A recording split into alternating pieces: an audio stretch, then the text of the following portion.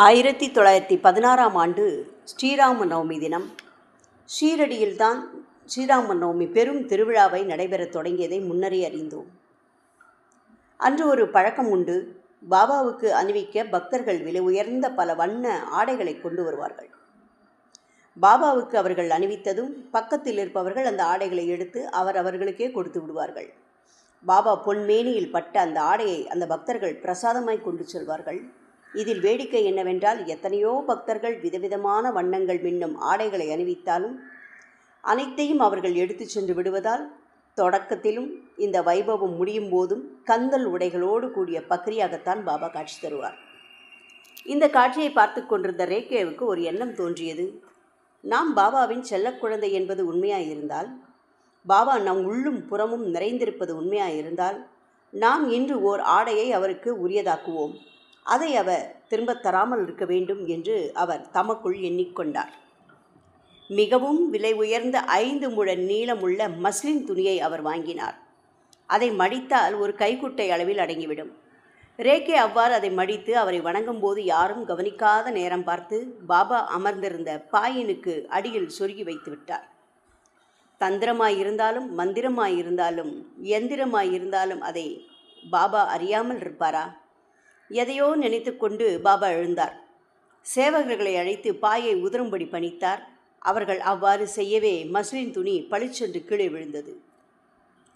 யாரோ அதை மறந்து வைத்து விட்டார்கள் என்று எண்ணிய சேவகர்கள் இது யாருடையது என்று சத்தமிட்டு கேட்டார்கள். அவர்களை நோக்கி கையமர்த்திய பாபா, இது என்னுடையது என்று கூறினார். அதை வாங்கி தம் மீது போர்த்தி கொண்டார்.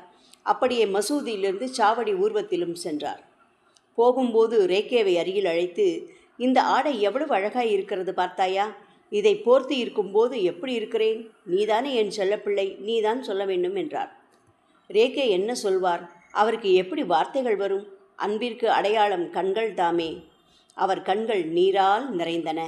எல்லாம் பாபாவே என்று எண்ணி அவர் மிகவும் உணர்ச்சி வசப்பட்டு போனார். பக்தர்கள் வாய்விட்டு சொல்லாமலே அவர்கள் எண்ணங்களை அறிந்து தாயினும் சாலப் பறிந்து அவ்வப்போது அவர்கள் எண்ணத்தை பூர்த்தி செய்யும் கண்கண்ட தெய்வமாய் சாய் பகவான் விளங்கினார் என்பதை விளக்கத்தான் நாம் பல எடுத்துக்காட்டுகளை கூறியிருக்கிறோம், இனியும் கூறுவோம். ஒரு சமயம் ஷீரடியில் தங்கியிருந்த ரேகே மிகவும் ஸ்ரத்தையோடு எலும்பிச்சம்பழம் சர்பத் தயார் செய்தார்.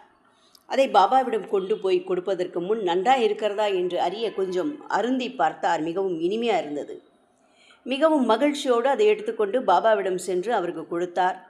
சர்பத்தை வாங்கி வாயில் வைத்து கொஞ்சம் அருந்திய பாபா, ஒரே புளிப்பு, வாயில் வைக்க முடியவில்லையே என்று கூறி தம் பக்கத்தில் இருந்த தீக்ஷதருக்கும் கொஞ்சம் குடிக்க கொடுக்கும்படி ரேகேயிடம் சொன்னார். அவருக்கும் ரேகே கொடுத்தார். அவரும் கொஞ்சம் அருந்திவிட்டு மிகவும் புளிக்கிறதே என்று கூறினார். ரேகேயை நோக்கிய பாபா, நீயும் தான் கொஞ்சம் அருந்திப்பாரேன் என்றார். முன்னரே தாம் அருந்தி பார்த்ததை ரேகேயினால் வாய் திறந்து கூற முடியுமா என்ன?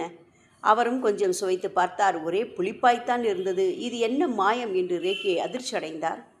இந்த நிலையில் பாபா மீண்டும் மருந்த தொடங்கியவர், இப்போது மிகவும் இனிமையாக இருக்கிறதே என்றவர் தீக்ஷத்தை பார்த்து, காக்கா நீங்களும் மருந்தி பாருங்கள் என்று கூறினார். அவரும் மருந்திவிட்டு, இப்பொழுது அமுதம் போல இருக்கிறதே என்றார். ரேகேயும் மருந்தி பார்த்தார். அற்புதமாயிருந்தது. எல்லாம் பாபாவின் திருவிளையாடல் என்பதை ரேகே உணர்ந்து கொண்டார். பாபா ரேகையை அன்புடன் இழுத்து தழுவிக்கொண்டு, நீ என் பிள்ளைதானே, சற்று விளையாடி பார்த்தேன் என்று கூறினார். ஓம் ஷேரா.